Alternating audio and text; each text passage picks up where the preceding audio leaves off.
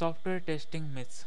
Any IT professional is sure to know the different phases of the software development life cycle, namely feasibility study, requirement analysis, design, construction or coding, testing, implementation, maintenance and support. The activities carried out in each phase and their significance. But very few agree on the importance of software testing phase. Software implementation is a cozy, bonfire, warm, bright, a bustle of comforting concrete activity. But beyond the flames is an immense zone of darkness. Testing is the exploration of this darkness. Testing is often considered as a thankless job, even though there's no denying the fact that construction or coding is a very significant phase in the life cycle of any software product. The role of testing as an activity should be given its due importance because of the main reason, among others, that it's the phase of software development life cycle just before a software product goes to production that a genuine software product or application actually starts functioning in real world. Therefore, it is the only phase where you can ensure and gain a reasonable level of confidence that you are delivering quality products to the customer. This does not mean that quality assurance starts in the testing phase. Ensuring and maintaining quality is a continuous process which should be practiced right from day one of the software development lifecycle. In other words, during testing phase, you can bang your product in different ways, by which I refer to different kinds of testings like functional testing, stress testing, performance testing, and so on, and validate whether the software product works fine. Needless to say, delivering quality software delights customers and helps in getting more business. That said about the importance of testing. We will now proceed to look into some perceptions or myths about software testing which prevails in general among the IT community. Testing is done to demonstrate that there are no errors or bugs or defects in the software product being developed. No, not at all. Though this is the one way of conveying the meaning, it takes us away from the main objective of testing. Testing is the process of uncovering defects. The objective of any tester should be to try his best to crack the code. This should not be seen as a destructive activity which points fingers at or find faults with the developers. In fact, testing should be considered as a healthy feedback mechanism to the developer community so that they can make maximum use of the defects found during testing, analyze them, find the root cause, and devise appropriate preventive mechanisms. Actually, the defects found during testing helps improving the quality of the code. A tester should not never work under the assumption that the system works. The software product should be tested with the intent of finding errors. The test, which when executed reveals a defect in the software, is a success. Though testing by itself does not improve the quality of the software product, it is an indicator of the quality.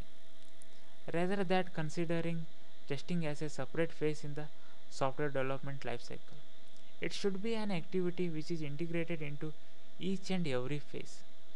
The intent should be to analyze and test, design and test, develop and test, fix defects, and test more.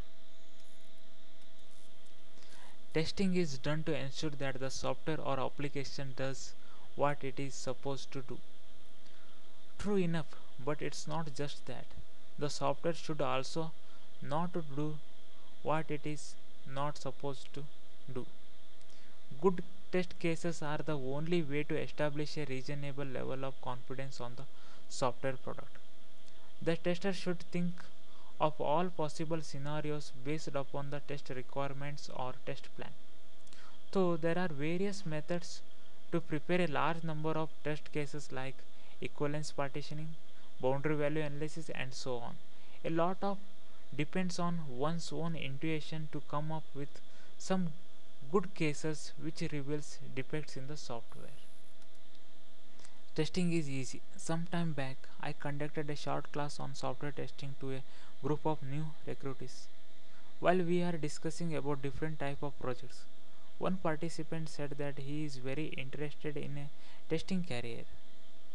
When asked the reason for his interest, prompt came the answer: testing is very easy. That's why. This holds good only in some situations. Though it's simple to prepare straightforward test cases, at times testing can be a real challenging task. Any production issues will, in many cases, backfire first to the testing teams. Why was this scenario not covered in the test plan? Therefore, a tester should develop the capability to look or think beyond the requirements mentioned in the test plan or specifications.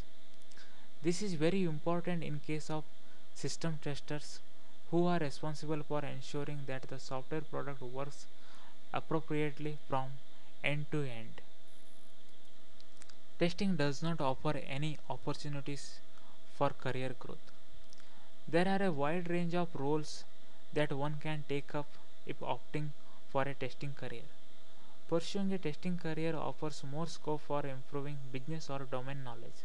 It enables one to adopt holistic approach of the entire software system instead of concentrating on just a unit or module. A good number of testing certifications are offered by reputed institutes, which helps you attain a strong foundation in this career path. This does not mean that you don't have all these opportunities at all if you are a developer. It can be said that a testing career has its own plus points.